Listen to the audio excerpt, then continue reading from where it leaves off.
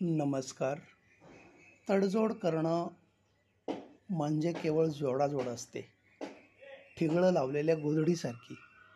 बघणाऱ्याला कितीही आकर्षक आणि सुंदर वाटू दे, पांघरणाऱ्याला कितीही उबदार वाटू दे, पण ज्यानं तुकडे जोडून जोडून ती शिवली आहे त्यालाच माहीत असतं प्रत्येक टाका टाकत असताना कितीदा सुई टोचली, कितीदा रक्त आलं, किती वेळा उचलून पुन्हा पुन्हा जोडणी केली. रस्त्यावर वेगाची मर्यादा असते, बँकेमध्ये पैशांची मर्यादा असते, परीक्षेत वेळेची मर्यादा असते, इमारत बांधताना उंचीची मर्यादा असते. परंतु चांगले विचार करायला कोणतीही मर्यादा नसते. म्हणून सकारात्मक विचारांची उंची वाढवावी आणि निश्चित ध्येय गाठावे.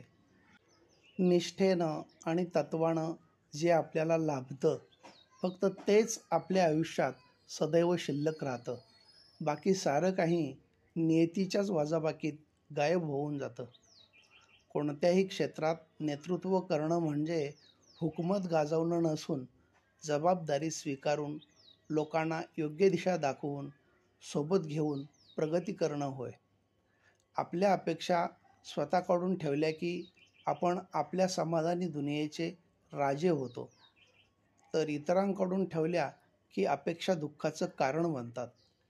एखादी परिस्थिती आपण जेव्हा बदलू शकत नाही तेव्हा स्वतःला बदलवण्याचं आव्हान आपल्यासमोर उभं राहतं. इतरांचं भलं करायला कोणत्याही पदाची किंवा पैशाची गरज नसते, तर फक्त मनात चांगली भावना असावी लागते.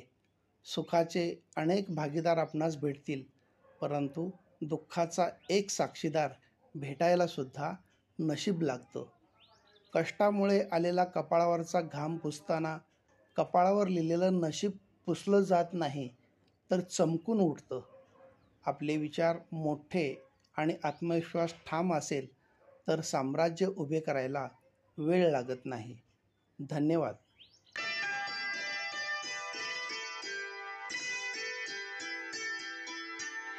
जेव्हा आपल्याला एखाद्या गोष्टीचा आत्मविश्वास नसतो तेव्हा ती गोष्ट कधीच करू नये. तिथं आपला वेळ, पैसा आणि श्रम आपण वाया घालवत असतो. क्षणभर आवडलेलं नातं आयुष्यभर जपायला आभाळा एवढं मन असावं लागतं. शेवटी माणूस मनानं आनंदी असावाच लागतो आणि त्यासाठी बँक बॅलन्स किंवा फॉलोअर्सची गरज नसते. व्हर्च्युअल जगात खूप लाईव्ह दिसत असलेल्या व्यक्तीचं खरं जीवन कधीकधी म्यूट असतं. एखादं व्यक्तिमत्व खूप प्रेरणादायी वाटतं, त्याचा अर्थ तो माणूसही एकदम सुखी, समाधानी व ठीक आहेच असं नसतं. आणि तसं नसतंच तर कित्येक कर्तृत्ववान, समाजात मान असणाऱ्या व्यक्तींनी आत्महत्या का केल्या असत्या? आपल्याला अडचणींपासून, संकटांपासून दूर राहायचं आहे तर एक गोष्ट जरूर करावी लागेल. योग्य व्यक्तीसमोर व्यक्त व्हायला पाहिजे आणि चुकीच्या माणसापुढं मौन पाळायला पाहिजे. निसर्गतः सर्वजण सर्व जग पाहू शकतात, त्यांना दिसतंही सगळं. पण दृष्टी असणं हे वेगळं आणि दूरदृष्टी असणं त्याहून वेगळं. अवतीभोवती काय चाललंय हे कळणं वेगळं आणि त्याचे परिणाम चांगले की वाईट हे कळणं त्याहूनही वेगळं. माणसं ही झाडाच्या अवयवांसारखीच असतात. काही पानांसारखी अर्ध्यावर साथ सोडणारी, काही काट्यांसारखी सोबत असून टोचत राहणारी आणि काही असतात मुळांसारखी न दिसता शेवटपर्यंत साथ देणारी. एकसारख्या प्रसंगात एकाच व्यक्तीकडून 2 वेळा फसगत होणं आणि एकाच दगडापाशी 2 वेळा ठेच खाणं हे फक्त मूर्खपणाचंच लक्षण आहे. कलम तभी साफ और अच्छा लिख पाती है जब वो थोड़ा झुक कर चलती है. वही हाल जिंदगी में इंसान का है. धन्यवाद.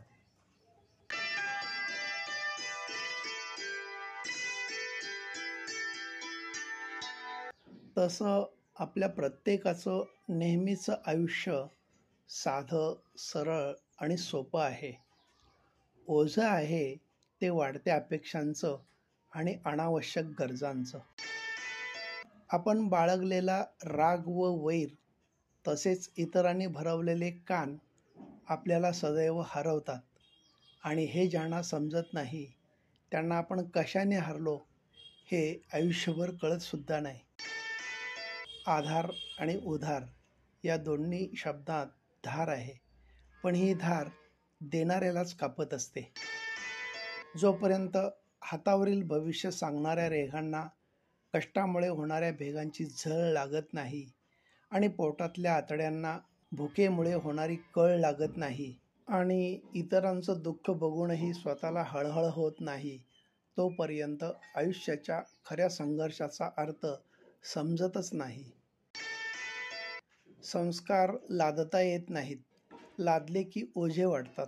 संस्कार कृतीतून पाझरत असतात, मुरत असतात आणि मुरलेल्या गोष्टी वेगळ्या होत नाहीत. एखाद्याला समजून नाही तर त्याच्या जागी उभे पण राहून पाहायचे, मग समजण्याच्या पलीकडची ही उत्तरं मिळत असतात. माणसं ओळखण्यात झालेली चूक हेच आपल्या आयुष्यात आलेल्या दुःखांचं मोठं कारण असतं. कोणासोबतही एकाएकी वैरता निर्माण होत नाही आणि स्वतःहून ती कोणी करत नाही. नेहमीच सत्याच्या बाजूने राहिल्यानं, परखड शब्दात बोलल्यानं किंवा तसेच विचार व्यक्त केल्यानं नकळतच आपोआप वैर निर्माण झालेलं बघायला मिळतं. त्यात आपला काहीही दोष नसतो, म्हणून स्वतःला दोष देऊ नये. जेथून मनाला विशेष समाधान मिळते त्याच मार्गावर चालण्याचा आपण प्रयत्न करावा. परिपक्व माणसाची ओळख 3 गोष्टी करून देतात.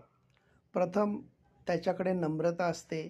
दुसरे, त्याच्या बोलण्यात गोडवा असतो आणि तिसरे म्हणजे त्याच्या चेहऱ्यावर जबरदस्त समाधान असते, आत्मविश्वास असतो. झूठी शान के परिंदे ही ज़्यादा फड़फड़ाते हैं, बाज की उड़ान में कभी आवाज़ नहीं होती. धन्यवाद.